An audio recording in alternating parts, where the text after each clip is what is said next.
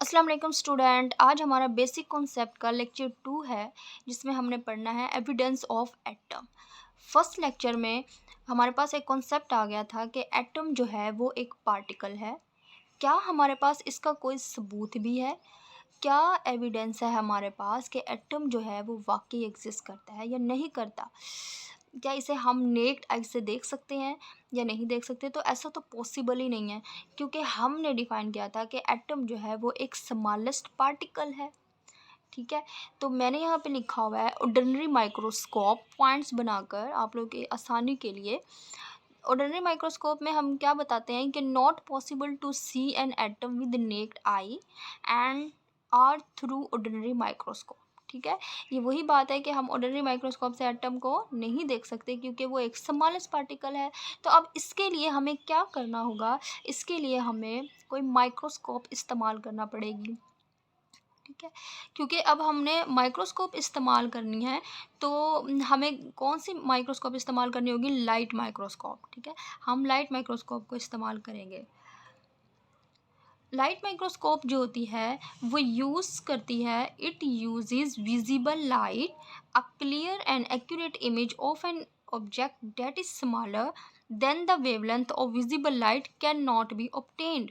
इसके अंदर हमने ये देखना है। देखो, अब हमको ये समझना पड़ेगा कि अगर आपने किसी छोटे ऑब्जेक्ट को देखना है, तो आप उससे देख कैसे सकते हैं? इसके लिए हमने एक प्रिंसिपल यूज़ करना है, प्रिंसिपल देखना है। प्रिंसिपल क्या होगा हमारा?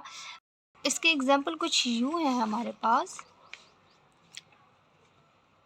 अगर हमारे पास एक ऑब्जेक्ट है, जस्ट फॉर एग्जाम्पल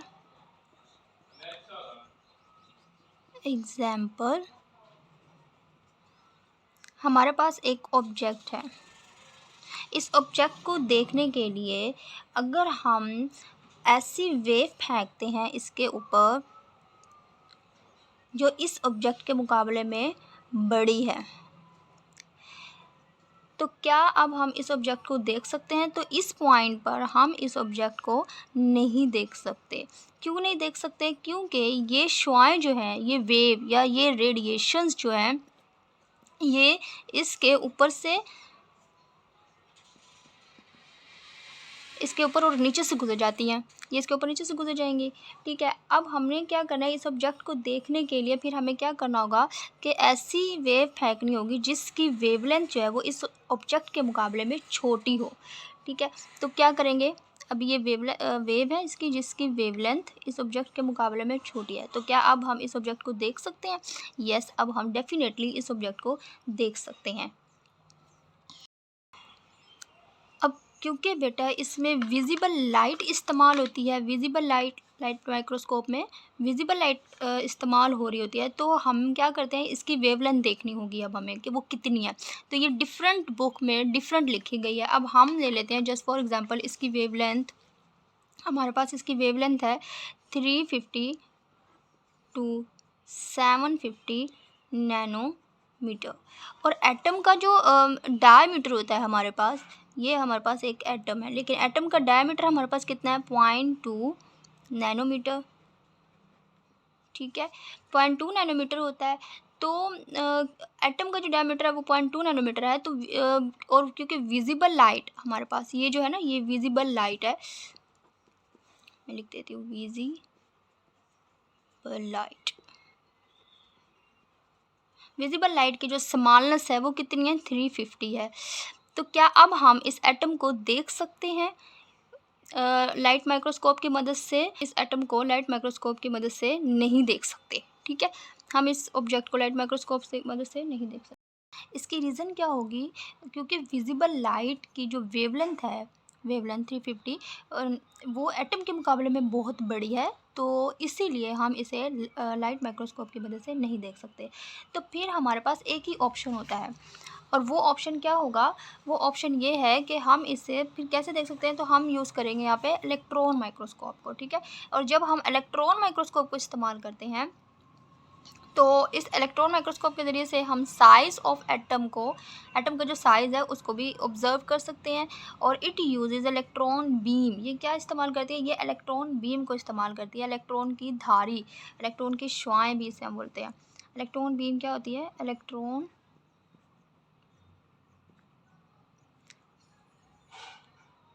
की धारी।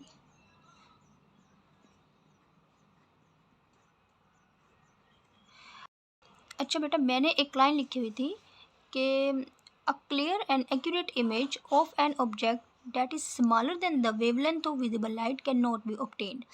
ठीक है, इसके बारे में मैं आपको एक्सप्लेन करना भूल गई थी, और मैं ये बताना चाहती हूँ कि वो और चीज़ें या ऐसे ऑब्जेक्ट जो विजिबल लाइट से छोटे हैं, उसकी हम क्लियर और एक्यूरेट इमेज जो होते हैं ना, वो हासिल नहीं कर सकते, उसकी पिक्चर हासिल नहीं कर सकते।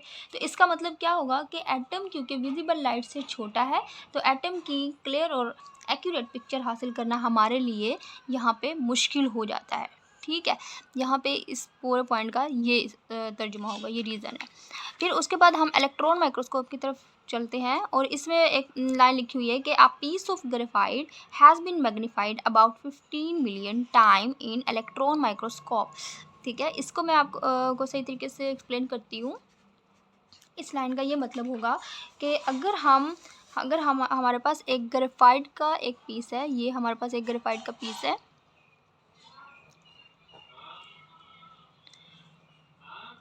ग्रेफाइट पीस ऑफ ग्रेफाइट को जब हमने इलेक्ट्रॉन माइक्रोस्कोप के नीचे रखा, electron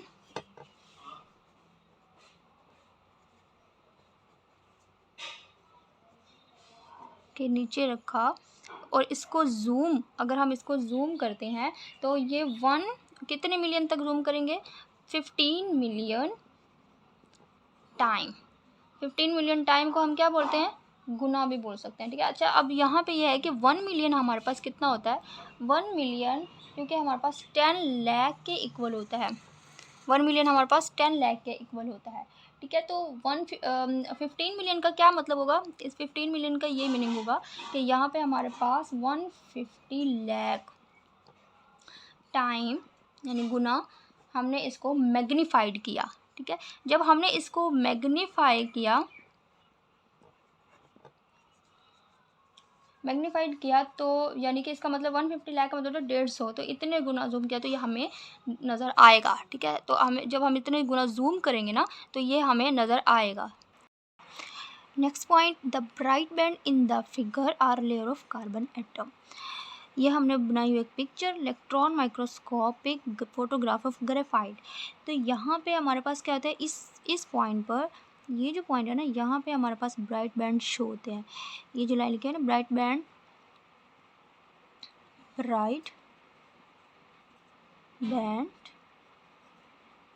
shows layer of atoms. यहाँ ब्राइट बैंड क्यों मिलते हैं? इसकी रीज़न ये है कि ग्रेफाइट, यहाँ पर ना हमारे पास क्या होते हैं, एटम मौजूद होते हैं। एटम के जो इलेक्ट्रॉन है ना, कि जब ग्रेफाइट को एनर्जी देंगे तो बाहर से मौजूद एटम जो है वो एनर्जी को एब्जॉर्ब करते हैं और उसके इलेक्ट्रॉन हायर एनर्जी पर जाते हैं। तो क्या होती है? एक्साइटेशन होती है। फिर वापस जब वो नीचे वाले लेवल पे आते हैं तो ये एनर्जी जो है वो रेडिएशन की फॉर्म में क्या करते हैं? रिलीज़ करते हैं। तो इसीलिए जब ये रेडिएशन के फॉर्म में रिलीज़ करेंगे तो यहाँ पे क्या होगा? डी एक्साइटेशन होगी। तो ये हमें इसीलिए ब्राइट बैंड नज़र आते हैं। ठीक है, ये ब्राइट नज़र आ रहे होते हैं हमें। तो यहाँ पे मैं लिख देती हूँ कि यहाँ पे एक्साइटेशन और डी एक्साइटेशन का प्रोसेस भी होता है। ठीक है, एक्साइटेशन एंड डी एक्साइटेशन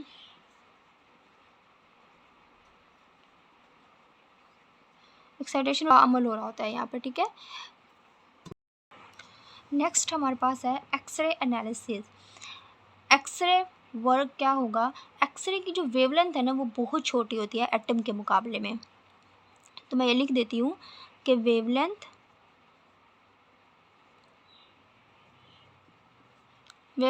क्या होती है? Small then atom. एटम के मुकाबले में इसकी वेवलेंथ जो होती है क्योंकि बहुत छोटी होती है, तो इसलिए हम इसे इस्तेमाल कर सकते हैं एटम को जानने के लिए। ठीक है, तो सबसे पहले हम क्या देखते हैं इसमें, एटॉमिक साइज या diameter of atom are of order 2 multiply 10⁻⁻10 meter which is 0.2 nanometer होता है। मतलब ये है, हमें पता चला कि एटम का जो डायमीटर होता है वो 2 मल्टीप्लाई 10⁻⁻10 मीटर होता है। ठीक है, तो ये जो 10⁻⁻10 मीटर है इसको हम एंगस्ट्रॉम की सूरत में लिख सकते हैं। ठीक है,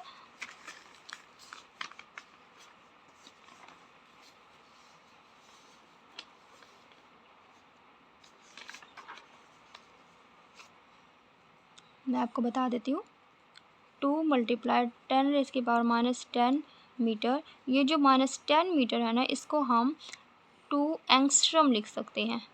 2 एंगस्ट्रॉम क्यों लिखते हैं,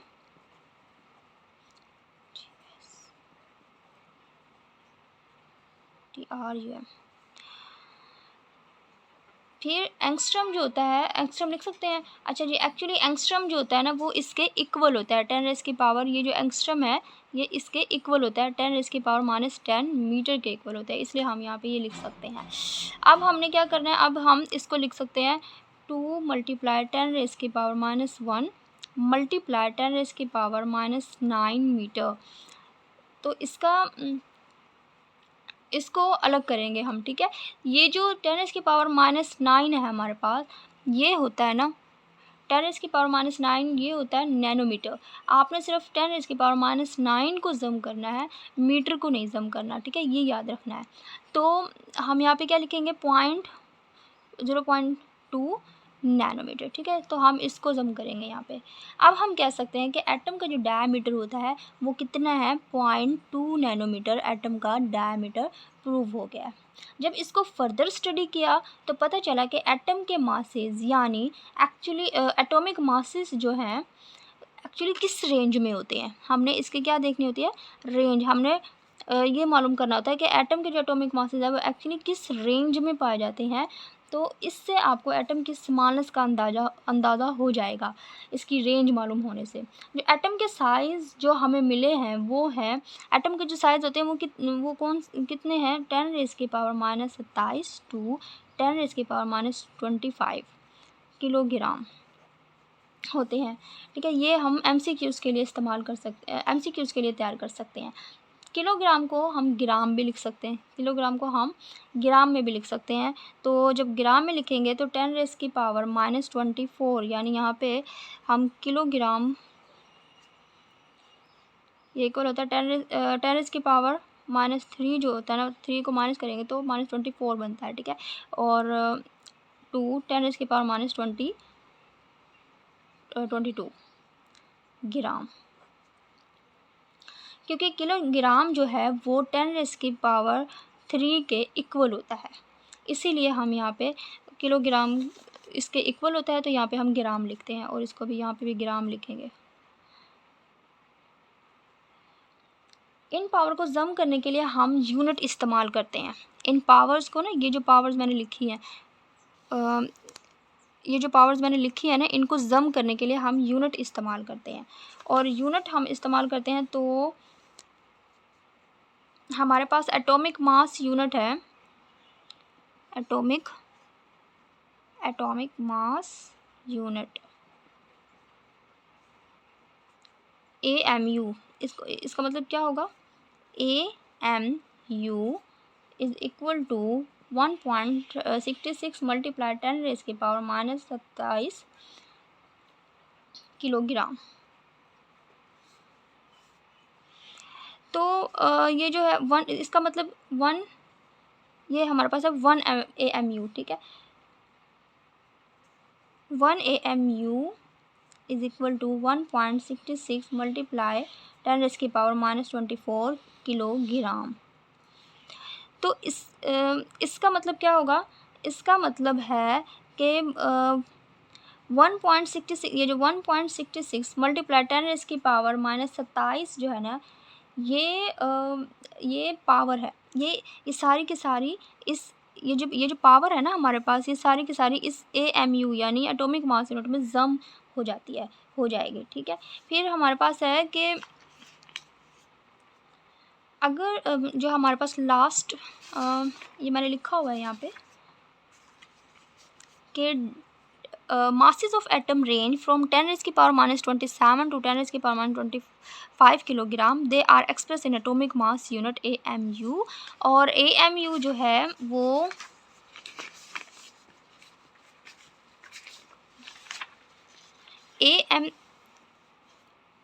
AMU इज इक्वल टू 1.66 1 भी लिख सकते हैं, 66 भी लिख सकते हैं, मल्टीप्लाई 10⁻⁻27 किलोग्राम के।